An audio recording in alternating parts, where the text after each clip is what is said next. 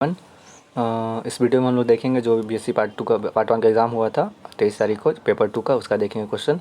Sorry, उस दिन upload नहीं कर पाए थे क्योंकि मेरा भी एग्ज़ाम चल रहा था, तो हमको खुद प्रिपरेशन करना था, इसीलिए टाइम नहीं मिल पा रहा था। ठीक है, चलिए आज उसको देख लेते हैं और उसका ऑब्जेक्टिव का सोल्यूशन भी देखेंगे।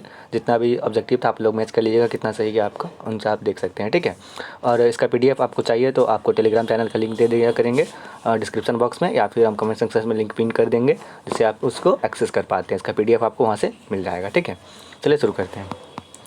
तो पेपर 2 का सिलेबस में आता है वही इकोलॉजी आते हैं, एनिमल बिहेवियर जिसको एथोलॉजी का आता है, और बायोमेट्री इसमें आता है जो कि हम लोग को पढ़ना होता है। इसी से क्वेश्चन बनता है। ठीक है, ये आप दिए गया इंस्ट्रक्शन आप पढ़ लीजिए। जो एक क्वेश्चन नंबर 1 कंपलसरी होता है, जो ऑब्जेक्टिव होता है, और इसमें आपको 5 क्वेश्चन बनाना होता है। ठीक है, चलिए जो फर्स्ट क्वेश्चन था इसमें ऑब्जेक्टिव रहता है। इसका फर्स्ट क्वेश्चन था, देखते हैं नीचे इज स्पीसीज ऑफ, ये हैबिटेट और हैबिटेट फंक्शंस का ये काम करता है। ठीक है, सेकंड है द प्राइमरी कंज्यूमर्स है। प्राइमरी कंज्यूमर्स कौन होते हैं भाई? वो हर्बीवोरस होते हैं। ठीक है, primary consumers herbivorous. Which of the following is the communities will have trees. Trees किस में होते हैं? टाइगा होता है, फॉरेस्ट रिजर्व का होता है, जिसमें आप इसको सर्च करके देख सकते हैं। इसका टाइगा आंसर होगा। ठीक है,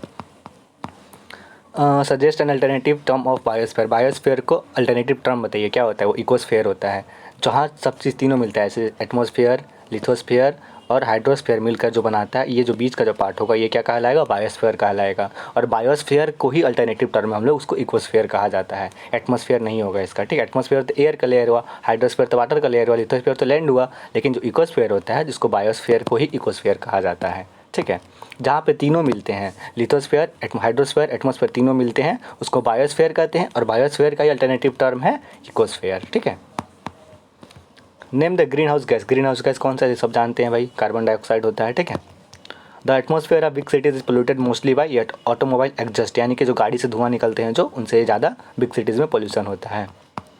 UV radiation causes cancer of. पता है यूवी रेडिएशन क्या होता है? हार्मफुल अल्ट्रावायलेट रेड होता है, जो कि आता है कहाँ से? सन से आता है, और हम लोग डायरेक्ट स्किन का कैंसर का काम करता है, स्किन का कैंसर उससे होता है। ठीक है, all the living organisms over the earth constitute, ये बायोस्फीयर, जैसे अभी क्वेश्चन जस्ट बता रहे थे आपको, क्या होता है? वो बायोस्फीयर में ही पाए जाते हैं। ठीक है, ethology is the scientific study of. अभी जस्ट बताया इथोलॉजी किसका स्टडी है? डायरेक्ट सिलेबस से क्वेश्चन दिया है, जो एनिमल बिहेवियर टॉपिक है, उसी एनिमल बिहेवियर को क्या बोलते हैं हम लोग? इथोलॉजी कहा जाता है। ठीक है, उसका स्टडी को।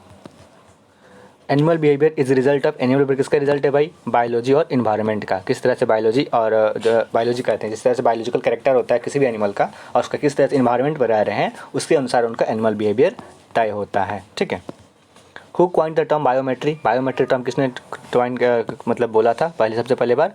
ये वेलविल ने। ठीक है, ये याद कर लीजिएगा, ये क्वेश्चन था दिया हुआ था। ठीक है, find the medium of the given set of numbers. इसमें नंबर तो दिया ही नहीं है, तो निकालेंगे क्या? तो इसका आंसर 4 होता है। ठीक है, चलिए। Which type of behaviour is crying. Crying जो रोना होता है, वो किस टाइप का बिहेवियर होता है भाई? वो इनेट और लर्नड बिहेवियर कहा जाता है। ठीक है, simplest form of fish parental care is hiding of eggs. जो फिश होती है वो पैरेंटल केयर करती है, उनका सिंपलेस्ट फॉर्म क्या होता है? वो अपने अंडे को बचा कर रखती है, वही उनका सिंपलेस्ट फॉर्म होता है पैरेंटल केयर का। ठीक है, neoteny is found in the larva of, ये सालमेंडर। नियोटोनी होता है किसमें पाया जाता है? सालमेंडर में। ठीक है, आप जब पार्ट 2 में जाइएगा तो आपको नियोटोनी के बारे में पूरा डिटेल में पढ़ना होगा, नियोटोनी इज फिश के बारे में। ठीक है, चलिए और देखते हैं क्वेश्चन सब क्या था। इसमें 3 क्वेश्चन आपको बनाना था, मतलब शॉर्ट नोट्स था, लिखना था। पैरेंटल केयर इन फिशेस, बायोस्फीयर, फॉरेस्ट इकोसिस्टम, बहुत आसान क्वेश्चन था, इसमें आप कोई भी लिख सकते हैं। Wild life conservation, learned behaviour, आसान सब क्वेश्चन दिया हुआ था। ठीक है, what are the causes of main causes of sound pollution. Sound noise pollution का क्या कारण है? Describe effect of sound pollution and its control. इसका कैसे कंट्रोल किया जाए और किस तरह क्या क्या इफेक्ट होता है, इनके बारे में लिखना था। इकोसिस्टम को डिफाइन करना था, और बायोजियोकेमिकल साइकिल को डिफाइन करना था। डेजर्ट इकोसिस्टम में किस तरह से होते हैं। Stand and explain national park and sanctuaries, यानी NP और सेंचुरीज के बारे में बताना था। माइग्रेटरी बर्ड्स के बिहेवियर, बर्ड्स के बारे में उसका कैसे लिखना था। और what do mean by standard deviation, ये बायोमेट्री का क्वेश्चन है। ठीक है, स्टैंडर्ड डिविएशन, इसका मेथड क्या है कैलकुलेशन का, और इसका मेरिट्स और डिमेरिट्स बताना था। और state and explain biological clock, बहुत आसान क्वेश्चन था, आया हुआ था, बहुत सिंपलेस्ट फॉर्म का क्वेश्चन था, आप लोग पढ़े होंगे तो आराम से क्वेश्चन लिख कर आए होंगे। Give an account of the simplest and child square test or describe parental care in amphibia. That's all, यही इतना क्वेश्चन था। अगर आपको PDF चाहिए हो तो टेलीग्राम चैनल का लिंक आपको डिस्क्रिप्शन में और कमेंट सेक्शन में पिन हुआ मिल जाएगा। ठीक है, that's is for the quiz relations.